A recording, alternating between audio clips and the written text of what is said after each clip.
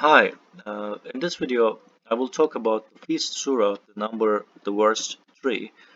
And so, as you are familiar with the Quran and Muslim culture, so the believers are quite careful about what they eat.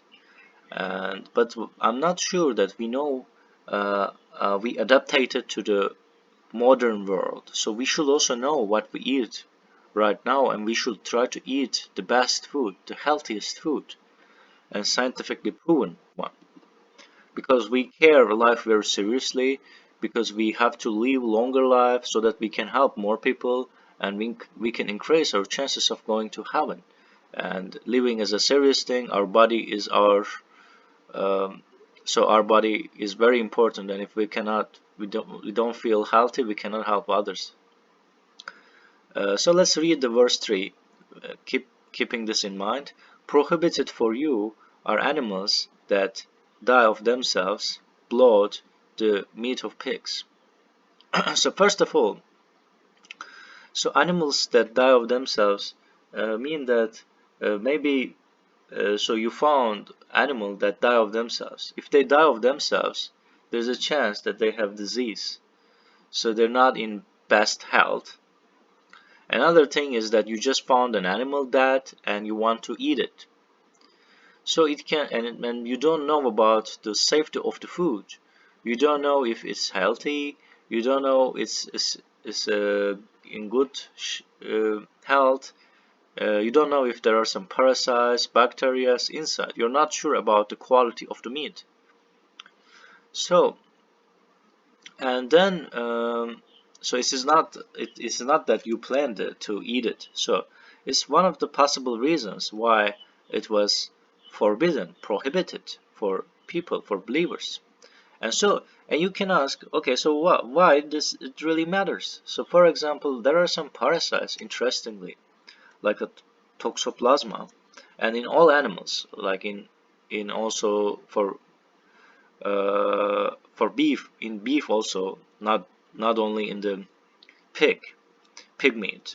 So that type of parasites increase your chances of uh, committing a sin and risky behavior. It's very interesting. So that it's very interesting. You don't believe maybe, but like what you eat is actually making you who you has can change the way you are, slightly change you. So that considering this, keeping that in mind, that's why we can understand why this is prohibited, because God wants to help us to go to heaven. So if we eat healthy things, then we have increased chances of going to being a better person. So we will not do risky things. We don't have to do risky things. So let's read it further. Strangled, struck with an object, fallen from a height, gored, attacked by a wild animal. Unless you save your animal before it dies. An animal sacrificed on altars. Also prohibited is dividing the meat through a game of chance. This is an abomination. Today the disbelievers have given up concerning your religion. Do not fear them, and fear me instead. Today I have completed your religion, perfected my blessing upon you, and I have decreed submission as the religion for you.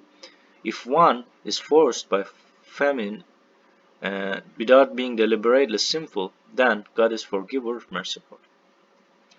So if you are forced to eat, so it is not a big deal. If you mean like if you are about to die and there is only that food available, or you have no choice of assessing the food quality, and then there is no choice, so you can eat it.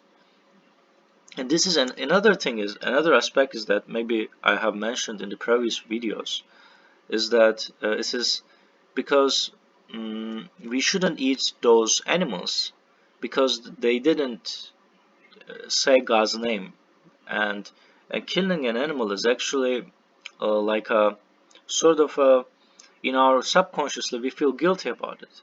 So let me give you an example. So there sometimes, there are some animals entering your house and you have to kill them, like ants or bugs, and after killing them you feel guilty. You feel guilty, like bad. And then if you, for other animals, you will feel indeed guilty too, because our brain is programmed to be guilty.